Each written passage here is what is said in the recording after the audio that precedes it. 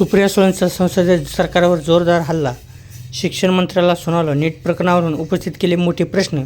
को हल्के में लेंगे सर, मैं टीका करने नहीं आई थी, मुझे लगा इतनी अच्छी डिबेट होगी, हम कुछ चार अच्छी चीजें बोलेंगे, वहां से कुछ अच्छा आएगा और देश को एक मैसेज जाएगा कि इस पूरे मामले में हमसे एक आवाज में, जैसे पहलगाम के अटैक पर ऑपरेशन सिंदूर में हम सब लड़े थे, मेरी अपेक्षा थी कि शिक्षा के बारे में ये इनका बर्ताव होगा, बट ये उम्मीद क्या करेंगे? एजुकेशन मिनिस्टर ऐसा बिहेव कर रहा है पार्लियामेंट में, और ये जो नया जेनजी का लिंगो यूज कर रहे हैं ना, मैं भी उनको बताना चाहती हूँ सर, इन्होंने शायद इंस्टाग्राम नहीं देखा, सब बीजेपी के लोगों ने देखा भी होगा तो बोलेंगे नहीं पता है, सबके बच्चे हमारे साइड पे, उनके साइड पे तो किसी के बच्चे नहीं है। इनकी अगली जनरेशन ना इनके साथ नहीं, हमारे साथ भी नहीं है शायद। हम जो डिलुलू के बारे में बोले ना, आप भी उस डिलुलू में ना रहना कि वो आपके साथ है। आपकी जनरेशन किसके साथ है ये 29 में पता चलेगी, तब देखा जाएगा। But let's nobody be in this Gen Z and we are not fighting. Why are we getting into the lingo of the Gen Z? That's not what we are. ये कोई ऑक्सफोर्ड डिक्शनरी का सवाल के लिए चर्चा नहीं कि आप कितने शब्द जानते हैं और मैं कितने शब्द जानती हूँ। We are here for a very serious issue. People on Jantar Mandar, sir, I was sitting in the Lok Sabha canteen, house was not functional. You also may say, we've all heard the loud sounds outside. किसकी आवाज थी? वो टेयर gas की आवाज थी, पता नहीं pellets चल रहे थे सर। हम डरे नहीं क्योंकि हमें सिक्योर वातावरण में बैठे। बस उस माँ के बारे में आप सोचिए जिसका बच्चा उस जंतर मंतर थे, उस माँ पे क्या गुजर रही होती। We are sitting in this very VIP area with so many police. कोई दरवाजा पार्लियामेंट का बंद कर रहा है, कोई इतने सारे पुलिस है, हम तो सिक्योर है ना। आपके बच्चे चिंता में, ना मेरे बच्चे चिंता है। बस उस माँ बाप का सोचिए जिनके बच्चों का करियर है। सर मैं भी एक माँ हूँ, जब रिजल्ट आता है ना एक दिन पहले नींद नहीं आती। अभी मेरे तो बच्चे बड़े हो गए, तो अभी सीबीएसई चल रहा है, सोचते पढ़ते हैं। आप सोचिए जिसके बच्चे का एडमिशन जो केजी के लिए प्रॉब्लम आता है, उसकी माँ पे फैमिली पे क्या गुजरती है। उनके पास कुछ होता नहीं है सर, एक रोटी खाते हैं, शायद आधी खाती होती है, इसलिए वो पैसा भर भर के पेट की भूख काट काट के बच्चों को पढ़ाते कि जो मेरा हुआ मेरे बच्चों का ना हो।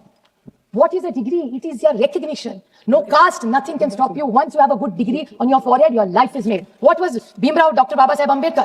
How did he get recognition? It's purely on merit and his education. This is what I was expecting from this government, and I'm hugely disappointed as a parliamentarian, as a parent, because I expected more from them. Well, my ex-colleague, Mr. Chhagan Bhujbal, what is he saying? Dharmendra, I'll say it in Marathi, sir, read it verbatim. Dharmendra Pradhan यांनी 15 दिवसापूर्वी राजीनामा दिला असता तर आंदोलनाचा उद्रेक झाला नसता। मीन्स 15 दिन पहले अगर इन्होंने इस्तीफा दिया होता तो ये उद्रेक नहीं होता। ये मैं नहीं सिर्फ कह रही हूँ, हम तो कह ही रहे, लेकिन आपके अलाय भी कह रहे हैं। मित्रांनो, देशभरात गाजत असलेल्या नीट आणि परीक्षा व्यवस्थेवर संसदेत राष्ट्रवादी काँग्रेसच्या खासदार सुप्रिया सुळे यांनी केंद्र सरकारवर जोरदार टीका केली.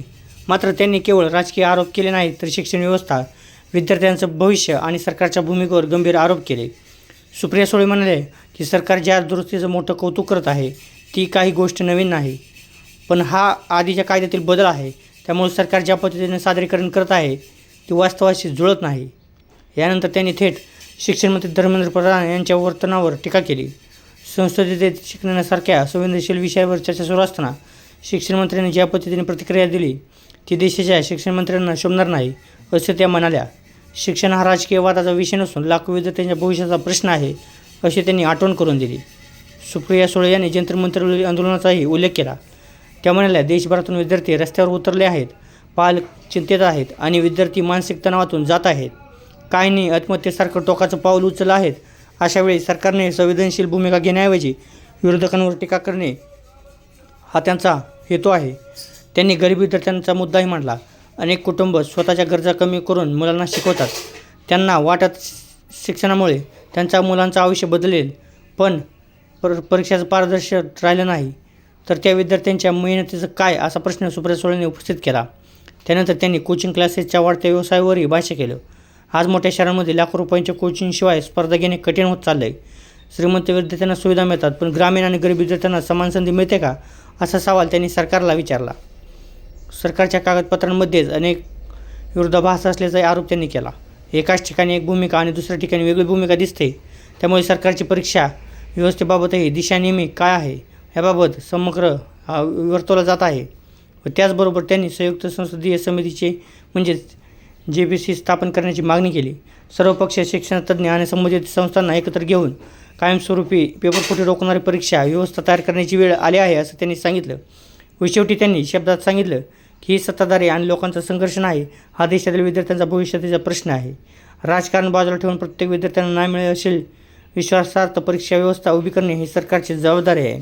आता या संपूर्ण प्रकारात सरकार काय भूमिका घेणार आणि परीक्षा व्यवस्थेत खरोखर मोठे बदल होणार का, हे पाहणं महत्त्वाचं ठरणार आहे. तर मित्रांनो, तुम्हाला एवढ्याबद्दल काय वाटतं कमेंटमध्ये नक्की कळवा. जय महाराष्ट्र.